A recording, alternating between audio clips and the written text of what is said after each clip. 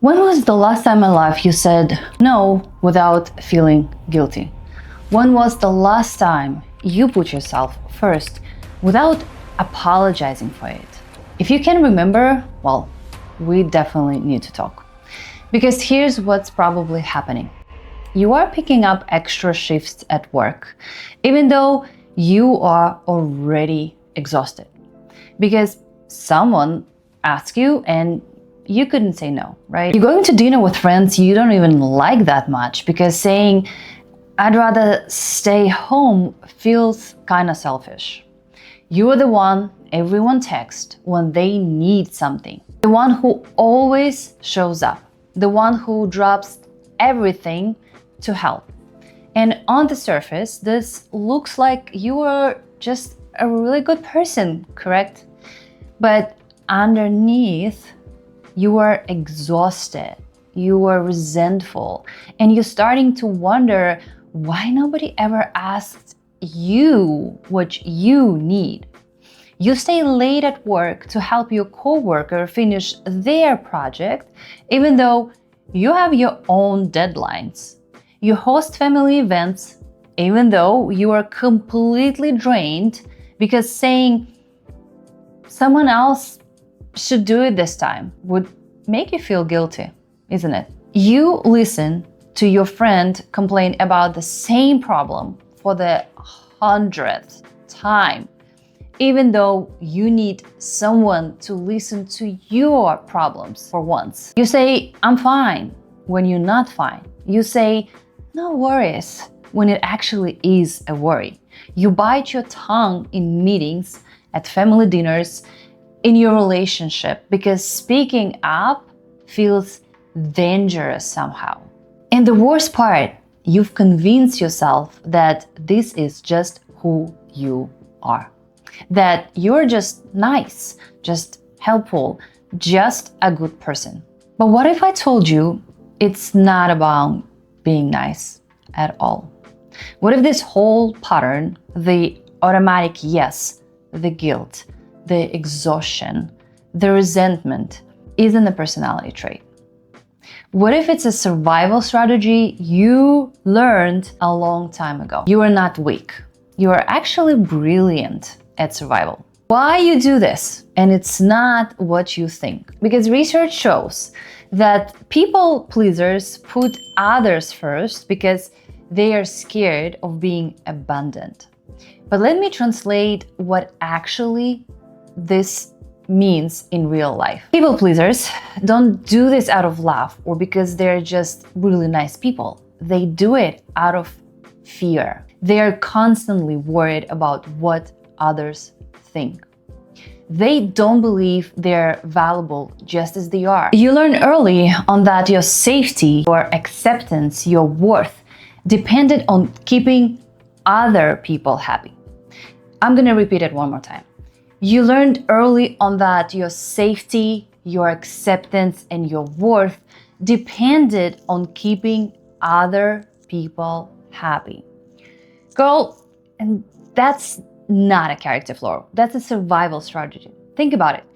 Little girls are taught to be quiet and pleasant, to think about others first, to not ask for what they want, to make everyone else comfortable. These messages get drilled into us over and over in ways that seriously disadvantage women. The numbers also back this up. Studies show people-pleasing is more common in women. 54% of women identify with these behaviors compared to 40% of men. And it negatively affects our health. So if you're a woman watching this, you will literally trained to do this. But what I want you to realize and emphasize here is that what this actually costing you. Here's what the research about the mental health side of people pleasing shows. If you're a people pleaser, you're more likely to experience depression and anxiety. You end up feeling resentful and burnout in relationships. You're constantly drained and exhausted. And Harvard-trained psychologists say people pleasers burn out at work more easily and really struggle with boundaries which leads to chronic stress. And here's the really big one. New research suggests that phoning, which is extreme people pleasing, is actually a trauma response, just like fight, flight, or freeze. Hear that again. People pleasing is a trauma response. You didn't choose this, girl. You adapted to survive. When it actually becomes a problem. So let's talk about overgiving in relationships. You might pride yourself as a very reliable person, the one who always shows up, the go-to person. But there's the thing called codependency. It's when one person relies way too much on another person for their sense of worth. You sacrifice your own needs and don't have healthy boundaries. So here's what it looks like.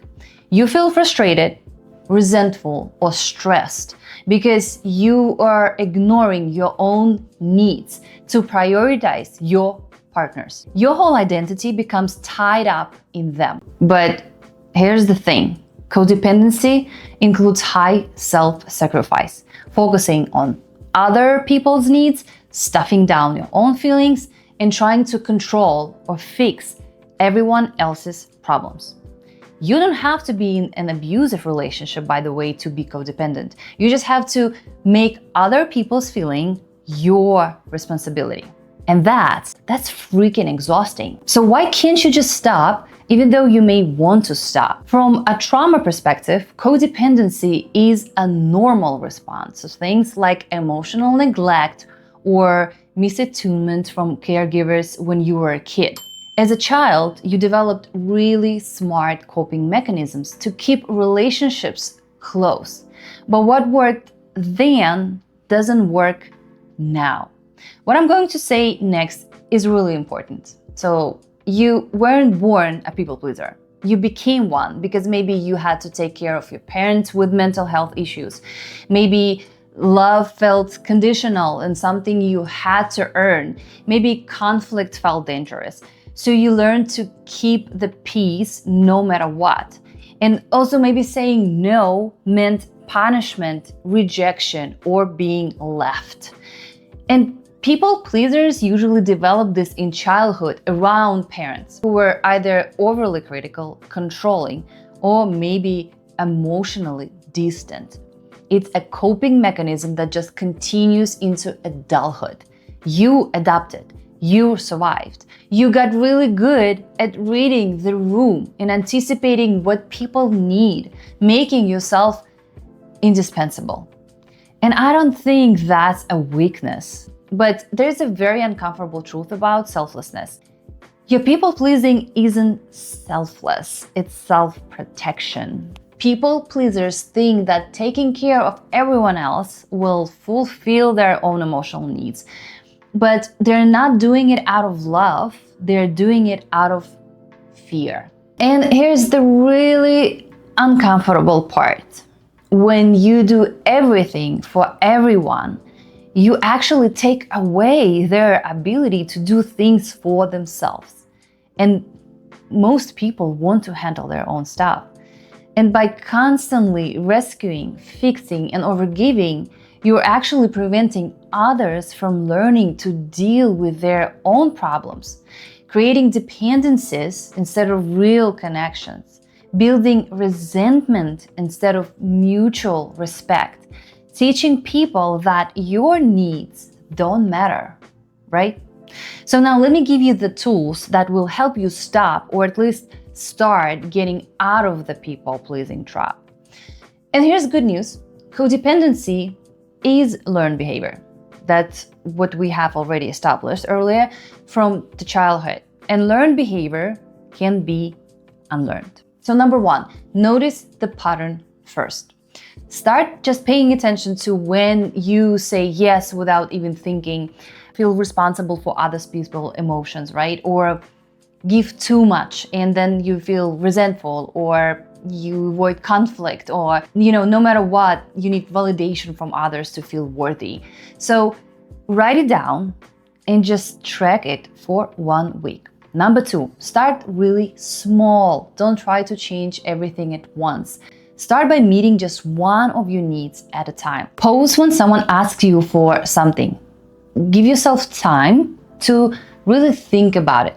Set time limits when you say yes, instead of just waiting for them to decide when you are done. Don't try to change overnight, because that's really gonna set you up for a failure. And try this. Say, let me think about it, instead of automatically saying yes. Express one small preference this week. I'd rather have a salad tonight instead of pizza, for example. Say no to one small request when you are already busy. Tool number 3. Use I don't instead of I can't. That's an interesting one, right? A study in 2012 found that saying I can't helped people gracefully get out of unwanted commitments and appear more confident with clear boundaries. Instead of I can make it, which people can argue with, right? Try, well, I don't attend events on weeknights, which is a boundary. Tool number 4. Figure out what matters to you. When you know your values, you know what's truly important to you. If you don't know your values, it's easy to get pushed around by what everyone else wants, right? But knowing them makes saying no so much easier. Write down your top 5 values. For example, my values are health, authenticity, rest, creativity, and freedom. So when someone asks something of me, I always check, does this align with what I value or go against it? Tool number 5, be kind to yourself, not hard on yourself. Codependency can create feelings of resentment and loneliness and low self-esteem, anxiety, depression, and relationship problems. But that makes total sense because you went through all of that as a child. So talk to yourself like you talk to your best friend going through some tough times. Number 6, build your sense of worth from the inside. And this one is probably the hardest one. Research found that people who people please a lot don't have an internal way to judge their own value. They look outside themselves for that. And I want you to hear this. Your worth isn't determined by how useful you are, how many people need you, or how much you can give, and how little space you can take. Your worth just is, period. Tool number 7, know the difference between healthy and codependent. Healthy relationships have mutual support, not just one-sided. They have clear boundaries. They have interdependence, not dependence, and both people keeping their own identity, give and take. Whereas codependent relationships, they have one person doing all the giving, no clear boundaries, loss of yourself, resentment disguised as love, and a lot of guilt when you think about your own needs. And my love, I know it was a lot to digest. So come back to this video at any time and watch it again. Take notes. But right now, I want you to hear this. You are not a people pleaser because you are weak. You are a people pleaser because you are brilliant at reading danger and adapting to survive. But what kept you safe as a child is now keeping you small as an adult. And you are done with that, okay? As women, we are basically raised and praised for being self-sacrificing. And the main part is that you can unlearn what you were taught. You can say no without guilt. You can prioritize yourself without being selfish, and you can let people handle their own freaking emotions. You can stop performing and start actually being. And when you do, you won't lose the people who matter. You only lose the people who only valued you for what you could do for them. And you know what? Good freaking riddance. So your new mantra now is, I'm not responsible for other people's feelings. I'm responsible for my own well-being. Say it, mean it, live it. You are not a people pleaser anymore. You are a survivor learning to thrive. That is superpower. And here is a challenge for you. Before this week is over, I want you to say no to only one thing without explaining yourself, without apologizing, without feeling guilty. Just no. And then I want you to come back here and tell me how it felt. Was it terrifying, liberating? Did the world fall apart like you thought it would? Or did people actually respect your boundary? Drop it in the comments. I'll be reading every single one. And if you like this, hit subscribe. I'm here almost every week talking about building real confidence, setting boundaries that actually stick, and creating a business and life that doesn't require you to burn out. So, love you, my queen. You've got this. Until the next time.